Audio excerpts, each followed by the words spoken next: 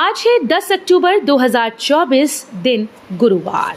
Welcome back to clean news MP. चलिए देखते हैं मध्य प्रदेश की 25 फटाफट बड़ी खबरों को। इससे पहले आप न्यूज को कहां से देख रहे हैं, हमें कमेंट में बताना बिल्कुल ना भूलें।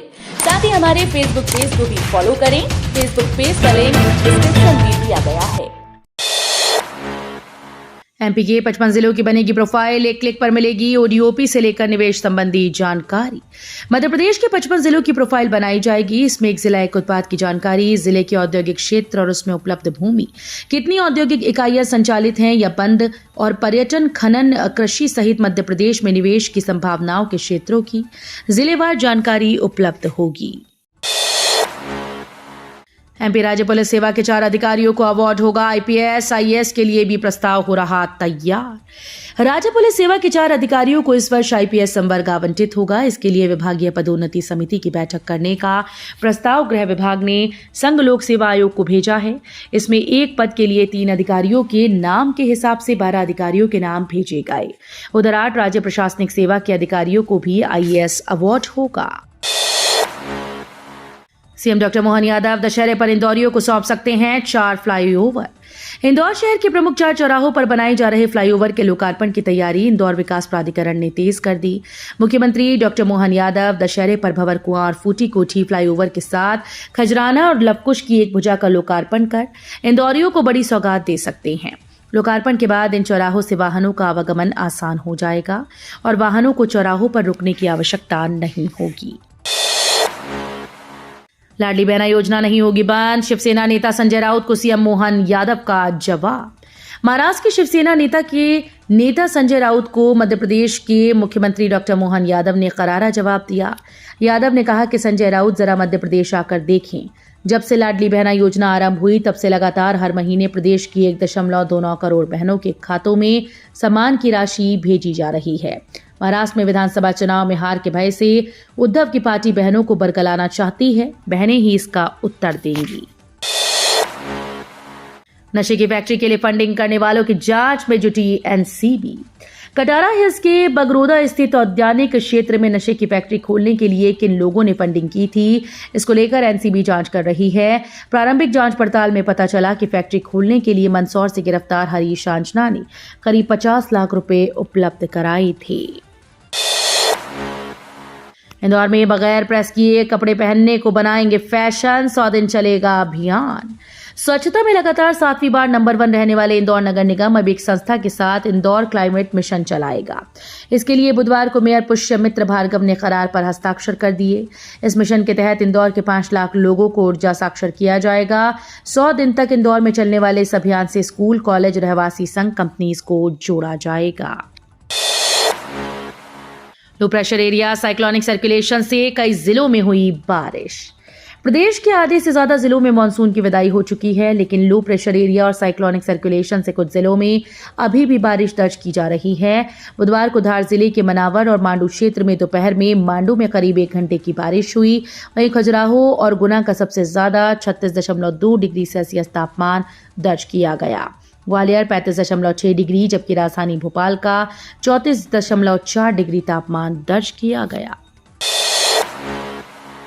अवैध कॉलोनीज को लेकर जीतू पटवारी ने खड़े किए सवाल, बोले अधिकारियों भूमाफियाओं में 60 गांठ।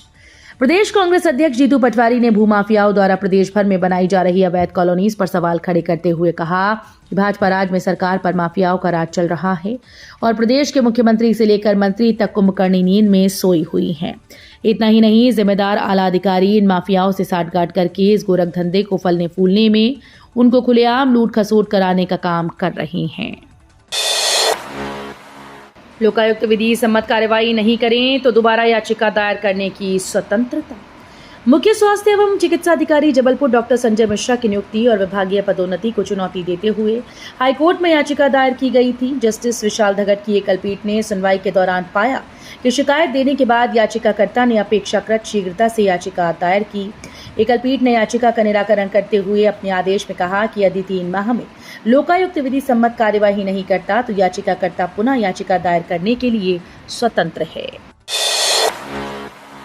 सीएम मोहन यादव ने श्योपुर को दी 57 करोड़ रुपए के विकास कार्यों की सौगात। सीएम ने कहा कि सभी बेरोजगार युवाओं को रोजगार दिलाने की जिम्मेदारी सरकार की है। क्षेत्र में उद्योग लाने और उसके माध्यम से रोजगार बढ़ाने के लिए दूसरे राज्यों के साथ मध्य प्रदेश में उद्योगपतियों के साथ इन्वेस्टर समिट किया जा रहा है। रोजगार के सभी क्षेत्रों में प्रयास करने के साथ ग्रामीण स्तर पर दुग्ध उत्पादन बढ़ाने और पशुपालन को बढ़ावा देने के लिए गाँव के लोगों को अनुदान दिया जाएगा। नवरात्रि में 27 साल बाद थाने के मालखाने से बाहर आई माता की प्रतिमा, मंदिर में फिर से स्थापना। जिले के ब्यौरी थाना क्षेत्र के ग्राम जमुनी की माता की प्रतिमा 27 साल के बाद न्यायालय के निर्देश पर थाने के मालखाने से बाहर आ गई। श्रद्धालुओं ने प्रतिमा का विधि विधान से पूजन कराकर फिर से मंदिर में स्थापित करा दिया है। अब कैंसर की बेहद सस्ते में हो सकेगी पहचान। आईआईटी इंदौर ने स्वदेशी तकनीक से स्क्रीनिंग डिवाइस की तैयार। शुरुआती अवस्था में ही कैंसर का पता लगाने के लिए भारतीय प्रौद्योगिकी संस्थान इंदौर ने एक उपकरण तैयार किया। इसमें फोटो अकास्टिक तकनीक का उपयोग करके बीमारी की गंभीरता का पता लग सकेगा। ये कैंसर स्क्रीनिंग डिवाइस उन सुदूर क्षेत्रों के मरीजों के लिए काफी फायदेमंद होगी जहां कैंसर की रिपोर्ट आने में 5-7 दिन का समय लग जाता है। ये मशीन खासकर स्तन कैंसर का शीघ्र पता लगा सकेगी। दमोह असलाना के बीच तीसरी रेल पथ पर 120 किलोमीटर की गति से दौड़ी गाड़ी। पश्चिम मध्य रेल में कटनी बीना के मध्य रेल यातायात की गति बढ़ाने के लिए तीसरी रेल लाइन का निर्माण कार्य हो रहा है। इसके असलाना दमोह तक नवनिर्मित 13 किलोमीटर रेल पथ पर ट्रायल किया गया है। मध्यव्रत के रेल संरक्षा आयुक्त मनोज अरोरा ने रेल पथ का निरीक्षण किया। उन्होंने 120 किलोमीटर प्रति घंटे की गति से CRS विशेष गाड़ी को दौड़ाया। फैक्ट्री के लिए दूसरों के GSTIN से मांगते थे केमिकल, हैप्पी पिल्स जैसे कोड वर्ड से ड्रग्स सप्लाई। भोपाल के औद्योगिक क्षेत्र बगरोदा की फैक्ट्री में MD ड्रग्स बनाने का काम फर्जीवाड़े पर चल रहा था। ये खुलासा नारकोटिक्स कंट्रोल ब्यूरो के हत्थे चढ़े तीनों मादक पदार्थ तस्करों ने रिमांड के दौरान पूछताछ में किया है। गिरफ्तार तस्कर अमित चतुर्वेदी औद्योगिक नगरी बगरोदा के कुछ फैक्ट्रीज के goods and services tax identification number का फर्जी तरीके से उपयोग करता था। इन्हीं के माध्यम से वो बाहर से केमिकल मंगाता था। इंदौर में 34 ग्राम MD ड्रग्स के साथ 2 तस्कर गिरफ्तार। ऑपरेशन प्रहार के तहत शहर पुलिस और इंदौर क्राइम ब्रांच रोजाना कार्रवाई कर रही है और नतीजा अवैध रूप से मादक पदार्थ के साथ आरोपियों को पकड़ा भी जा रहा है। क्राइम ब्रांच ने बीते दिन भी 2 आरोपियों को 33.66 ग्राम अवैध मादक पदार्थ MD ड्रग्स के साथ पकड़ा है। शहर में इन दिनों पुलिस अवैध मादक पदार्थों की तस्करी और इनकी गतिविधियों में संलिप्त बदमाशों के विरुद्ध प्रभावी कार्रवाई की जा रही है। इंदौर प्रदेश का पहला जिला, हर वार्ड में बनेगा महिला सुरक्षा केंद्र। इंदौर के वार्ड में महिला सुरक्षा के लिए जागरूकता केंद्र बनाए जाएंगे। पहले चरण में नगर निगम के सामुदायिक भवनों का उपयोग किया जाएगा, फिर आंगनबाड़ी और अन्य परिसरों को भी इसमें शामिल किया जाएगा। इन केंद्रों पर पुलिस और महिला बाल विकास विभाग की टीम संयुक्त रूप से काम करेगी।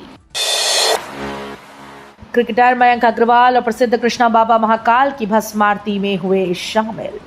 ज्योतिर्लिंग महाकाल मंदिर में भारतीय क्रिकेट टीम के सदस्यों ने भगवान महाकाल के दर्शन किए। भारतीय क्रिकेट टीम से बाहर चल रहे मयंक अग्रवाल और तेज गेंदबाज प्रसिद्ध कृष्णा कर्नाटक के व्यासक विजय कुमार बाबा महाकाल की नगरी पहुंचे।